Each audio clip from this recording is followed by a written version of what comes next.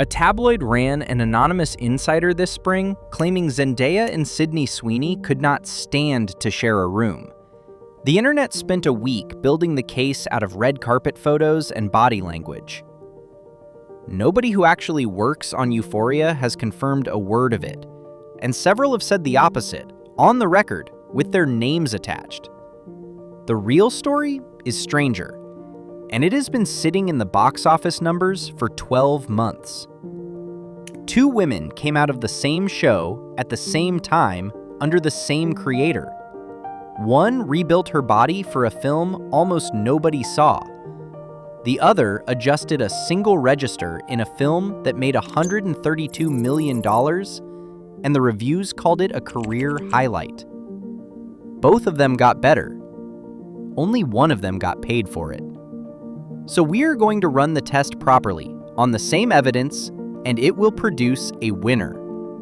Then we are going to look at what winning actually bought her.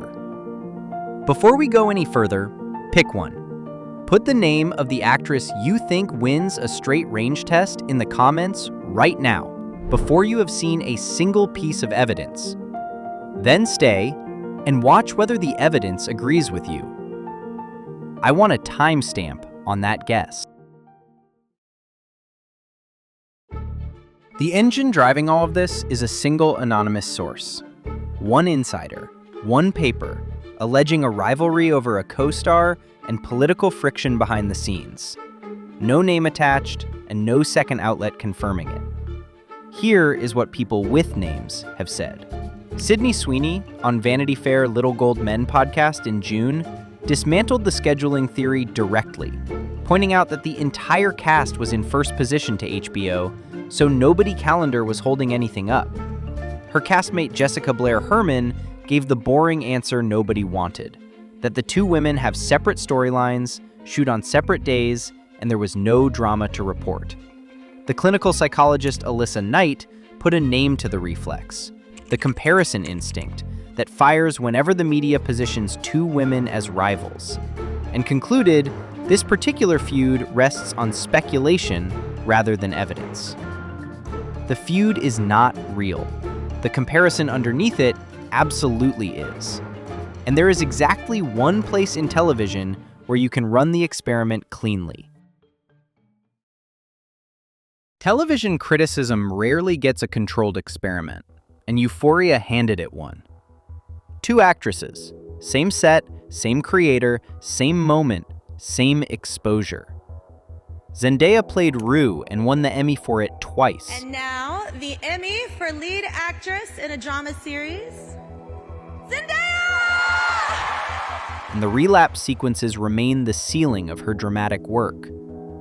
Sweeney played Cassie, earned an Emmy nomination of her own, and gave breakdowns so raw, the internet turned them into reaction images, which is a strange fate for good acting, because a performance that becomes a meme stops being read as a performance. Both were excellent, and that is not the interesting part. They walked off that set in opposite directions. One has been playing a version of Rue in every film since, rewarded for it every single time. The other stopped playing Cassie the moment the cameras cut, and it nearly ended her career at the box office. The first axis is the one nobody wants to run because it produces an uncomfortable result. Does the actor change to meet the world of the film, or does the world of the film bend to meet the actor? Start with the case for Zendaya, because it is stronger than her critics admit. Denis Villeneuve said he regretted making her audition for Dune, that an audience will only believe in Arrakis if it believes in Chani, and that when the camera turned over, he watched the character get born. Sam Levinson credits her physical intelligence to the Disney training, the way she tells a story with her body. On Challengers, Guadagnino built the whole ending around a camera that abandons the boys and lands on Tashi's face. And it works, because that face knows exactly what it is doing. That is a real instrument, operated at a high level, and it is not the instrument this round measures. Because here is the problem with the voice. What makes you think I want someone to be in love with me? Zendaya is a one-setting actress. You know how a big game gives you a character creator with 100 sliders, and some players build a new face every time, while others just reload the same preset and change the outfit? Zendaya reloads the preset. Chani in the desert, Tashi on the tennis court, MJ in Queens, Rue in rehab. 4 different worlds and the same audio file playing underneath. She changes the skin. She never changes the settings. Now run Sweeney through the same character creator. Mike White handed her Olivia in The White Lotus with the strangest note a comic actor can get: to stop trying to be funny. And she found the joke by refusing to reach for it. She gained 30 pounds and grew a southern accent for Christy Martin, then shed both in 7 weeks like a snake that had somewhere to be. In between, she carried Anyone But You, a romantic comedy that grossed over $220 million, playing a woman who shares almost nothing with Cassie. Different preset every time. If Zendaya plays on one setting, Sweeney is rebinding the whole controller for every match. Round 1 goes to Sweeney, and it is not close. Round 2 decides this, because both have been handed a film with nowhere to hide. A film with an ensemble hides a limited actor. A film with 2 people in one house does not. And both of these women have been put in that house. Zendaya carried half of Malcolm and Marie, opposite John David Washington, in a Levinson script with nowhere to look away, and it was savaged. Marie? Do you remember those antidepressants I was on? The sharpest professional case against her came from Angelica Jade Bastian at Vulture, reviewing Challengers. She wrote that the deadpan felt less like a decision than a habit, and landed on the phrase that has followed Zendaya ever since: a star still operating on the surface of things. That was April 2024, the strongest case anyone in professional criticism has made, and it has since aged.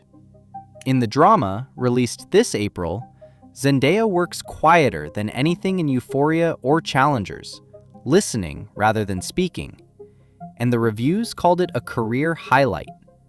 The film made $132 million against a $28 million budget. The surface argument is weaker than it was 2 years ago, and anybody making this video honestly has to say so. Now put Sweeney in the same house. Hi, I'm Sydney Sweeney, the star and producer of the new movie Immaculate. Reality gave her a verbatim FBI transcript. No glamour, no score, no room to invent a line. Critics were nearly unanimous, 93% on Rotten Tomatoes, an 83 on Metacritic, and a Peabody. Rooney at The Hollywood Reporter described her body loosening, then locking, then coming apart. Rolling Stone called it an anti-performance and said the degree of difficulty was extremely high. Then she made Christy, gained 30 pounds, learned to box, took real punches, produced it herself. So what in the hell are you fighting, Christy? What's a pretty girl like you doing getting punched in the face for a living?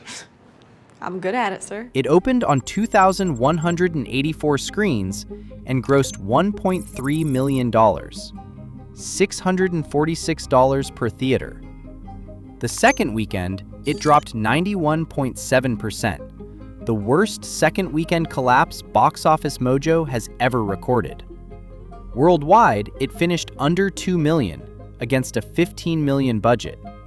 That is the price of the performance she was told to give. 6 weeks later, she made a very different film, and the number it produced is the reason this entire video exists. On the axis the internet claims to be arguing about, this is not close. Sweeney is not a chameleon in the old sense, but the range test is not a beauty contest. It is a measure of how far an actor can travel from herself. Sweeney packs a bag.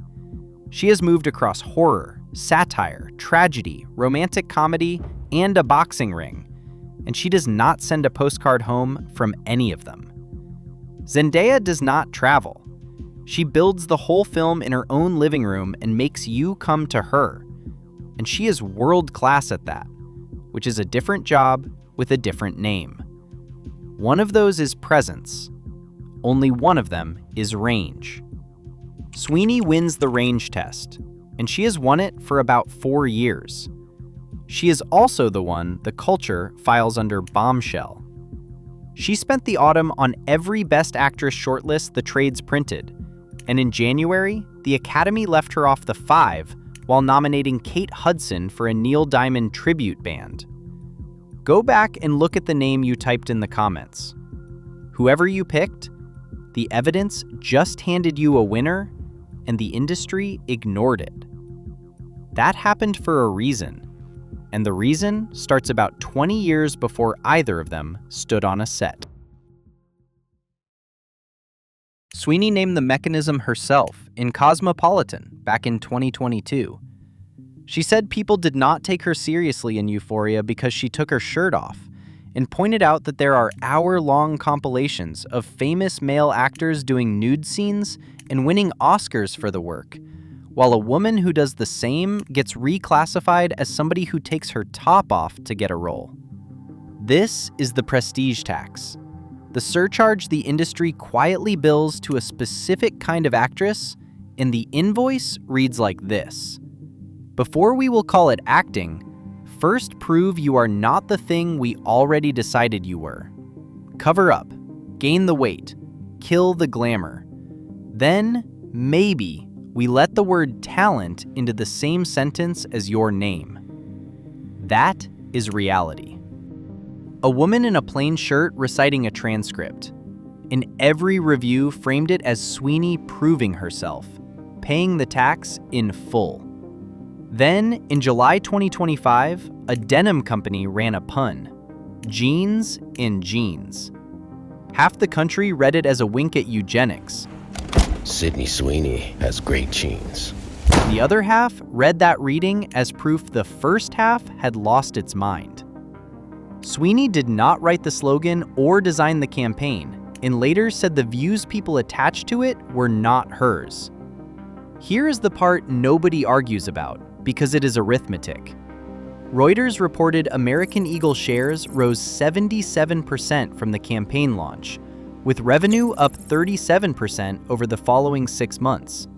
CNN Business separately reported the stock surging 25% after an earnings report. Everybody in that transaction got paid. The brand got a stock price. The commentators got a week of content. The actress got a heckler shouting at her outside a screening for a film she made about a woman who was nearly murdered. In 6 weeks after Christie grossed under $2 million, Sweeney released The Housemaid, which grossed $383 million and became the highest-grossing film of her career. The apparatus made its money. The actress got a heckler. And the strangest part is that the internet has these two filed under completely the wrong origin stories.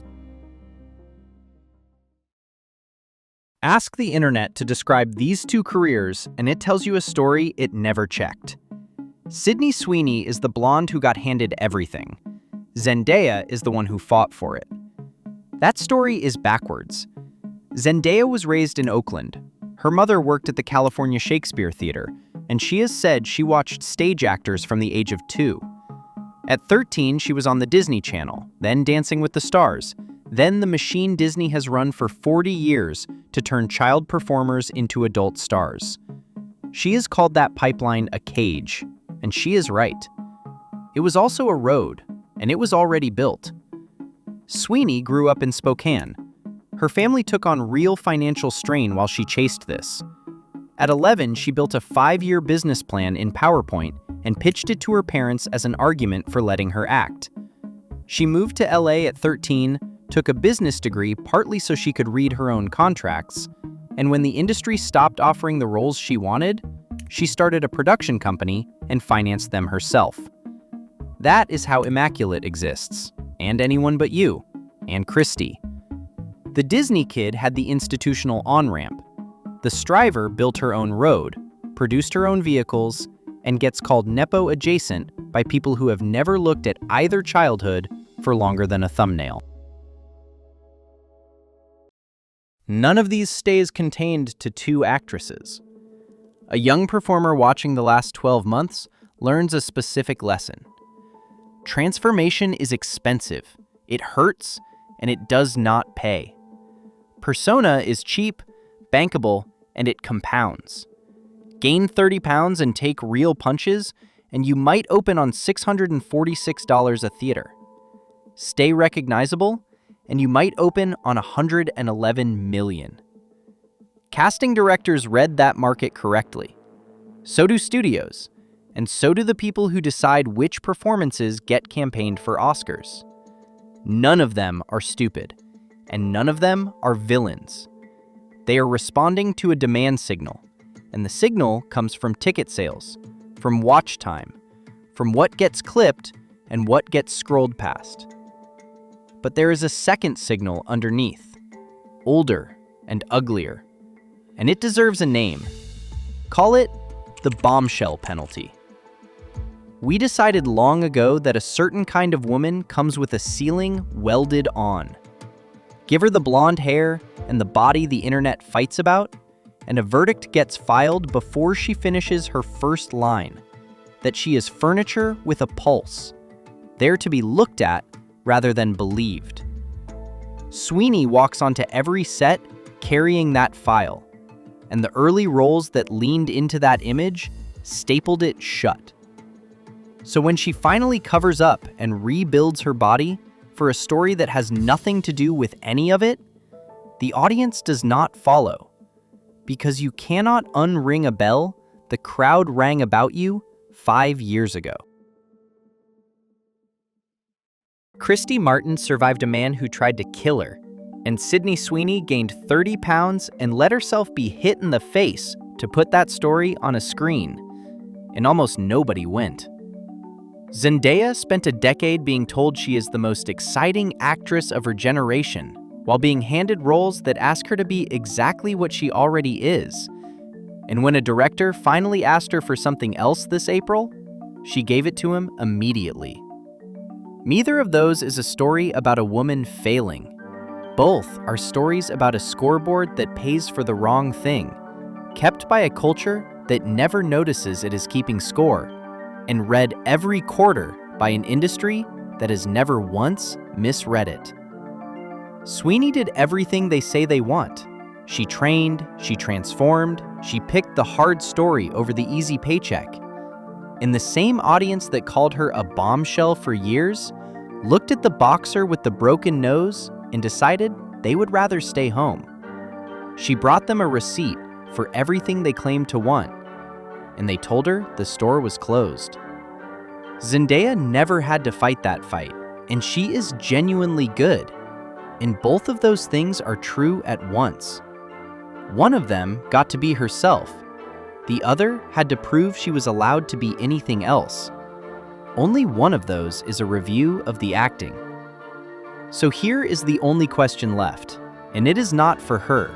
It is for you. Sweeney could walk back into the glamour tomorrow, take the easy money, play the bombshell the crowd files her under, and never get hit in the face for a role again. Nobody would blame her. The strange part is that if she did, she would be giving the culture exactly what it asked for, and proving it right about her in the same move. So the question is not what Sweeney owes the rest of us. It is whether we would even notice the day she stopped trying to be more than what we decided she was. If you want the rest of these, subscribe.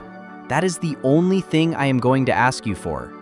Because there is a version of this argument that runs on Zendaya alone, without Sweeney standing next to her to make the comparison flattering, and I already made it. It is on this channel, it is called the Zendaya Illusion, and a lot of people in the comments told me I was wrong. Watch it now and decide whether the last 12 months proved them right.